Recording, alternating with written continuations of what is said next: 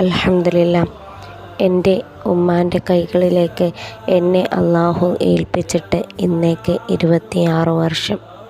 അൽഹംദുലില്ലാ. പട്ടിണിയില്ലാതെ സ്നേഹവും ലാളനയും തന്ന് വളർത്താനുള്ള ഒരു മനസ്സുള്ള ഉമ്മാൻ്റെയും ഉപ്പാൻ്റെയും കൈകളിലേക്ക് അള്ളാഹുവെ നീ എന്നെ ഏൽപ്പിച്ചു. എനിക്ക് അൽഹംദുലില്ലാ. നീ എനിക്ക് അത്യാവശ്യം പഠിക്കാനുള്ള ബുദ്ധിയും ഓർമ്മയും എല്ലാം തന്നു.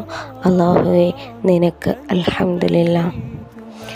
കളിയും ചിരിയും തമാശയും തല്ലുകൂടലുമായിട്ടുള്ള എനിക്ക് എൻ്റെ സഹോദരങ്ങളെ നീ സമ്മാനിച്ചതിന് അൽഹംദുലില്ലാ.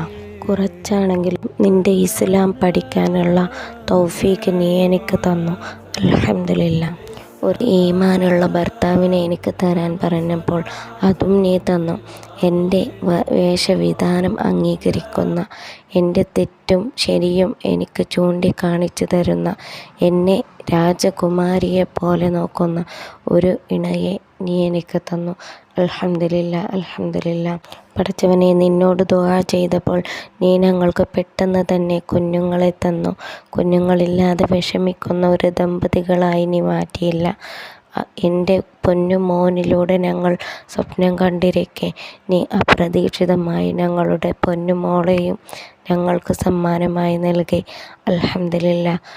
ഇന്ന് ഞാനും എൻ്റെ ഭർത്താവും അവരിൽ ഒരുപാട് തൃപ്തിപ്പെട്ടവരാണ്. അൽഹംദുലില്ലാ. എത്ര തന്നെ ചെറിയ പ്രയാസങ്ങളുണ്ടെങ്കിലും ഞങ്ങളുടെ ചെറിയ ചെറിയ സന്തോഷങ്ങൾ ഞങ്ങൾക്ക് ആസ്വദിച്ച് ജീവിക്കാനുള്ള മനസ്സ് തന്നതിന് അള്ളാഹുവെ അൽഹംദുലില്ലാ.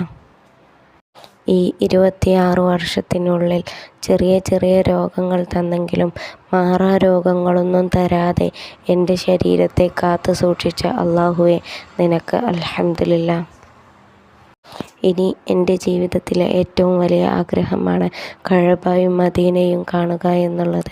അള്ളാഹുവെ അതുകൂടി എനിക്ക് എൻ്റെ ജീവിതത്തിൽ നിറവേറ്റാനുള്ള തൗഫീക്ക് നീ നൽകണേ. ഈമാനോട് കൂടി മരിക്കാനുള്ള തൗഫീക്ക് നൽകണേ. ആമീൻ.